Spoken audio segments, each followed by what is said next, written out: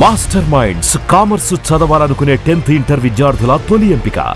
Gulf ప్రాంతంలో ఉత్కంఠ కొనసాగుతోంది. ఇరాన్తో ఒప్పందం దిశగా అడుగులు పడుతున్నాయి అన్న సంకేతాల మధ్య హోర్ముజ్ జలసంధిలో వాణిజ్య నౌకలకు రక్షణ కల్పించే ప్రాజెక్ట్ ఫ్రీడమ్ ఆపరేషన్ అమెరికా తాత్కాలికంగా నిలిపేసింది. అధ్యక్షుడు డొనాల్డ్ ట్రంప్ స్వయంగా ఈ విషయాన్ని సోషల్ మీడియా వేదికగా ప్రకటించారు. అయితే ఇరాన్పై విధించిన దిగ్బంధనం మాత్రం కొనసాగుతుందని ఆయన స్పష్టం చేశారు. అమెరికా ఇరాన్ యుద్ధం 3వ నెలలోకి ప్రవేశించిన వేళ అధ్యక్షుడు ట్రంప్ తీసుకున్న ఈ నిర్ణయం అంతర్జాతీయంగా చర్చనీయాంశమైంది. కేవలం ఒక్కరోజు క్రితమే ప్రారంభమైన ప్రాజెక్ట్ ఫ్రీడమ్ ఆపరేషన్ను స్వల్పకాలం పాటు నిలిపివేస్తున్నట్లు ట్రంప్ ప్రకటించారు. ఇరాన్తో చర్చల్లో గొప్ప పురోగతి కనిపిస్తోందని, అందుకే ఈ నిర్ణయం తీసుకున్నామని ఆయన పేర్కొన్నారు.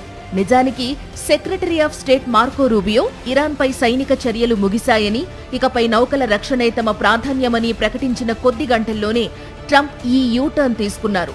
గత 2 రోజుల్లో కేవలం 3 వాణిజ్య నౌకలు మాత్రమే అమెరికా రక్షణలో జలసంధిని దాటగలిగాయి. యుద్ధానికి ముందు రోజుకు 130 నౌకలు తిరిగే ఈ మార్గంలో ఇప్పుడు రాకపోకలు దాదాపు స్తంభించిపోయాయి. మరోవైపు క్షేత్రస్థాయిలో పరిస్థితి ఇంకా నివురుగప్పిన నిప్పులానే ఉంది. తమ అనుమతి లేకుండా జలసంధి దాటే ప్రసక్తే లేదని ఇరాన్ హెచ్చరిస్తుండగా, అమెరికా మాత్రం ఇరాన్ నౌకలను బయటకు రానివ్వకుండా దిగ్బంధనాన్ని కఠినతరం చేసింది. అటు ఇరాన్ డ్రోన్లు, క్షిపణులు యునైటెడ్ అరబ్ ఎమిరేట్స్ పై వరుసగా 2వ రోజు కూడా దాడులకు తెగబడడం ఉద్రిక్తతలను మరింత పెంచుతోంది. ఈ అనిశ్చితి మధ్య అగ్రరాజ్యం తన వ్యూహాన్ని మార్చుకుంటుందా, లేక ఇది కేవలం తాత్కాలిక విరామమేనా అన్నది వేచి చూడాలి. అమెరికా తీసుకున్న ఈ తాత్కాలిక విరామం ఇరాన్తో శాంతి ఒప్పందానికి దారితీస్తుందో, లేక యుద్ధ మేఘాలను మరింత తీవ్రం చేస్తుందో రానున్న రోజుల్లో తేలనుంది.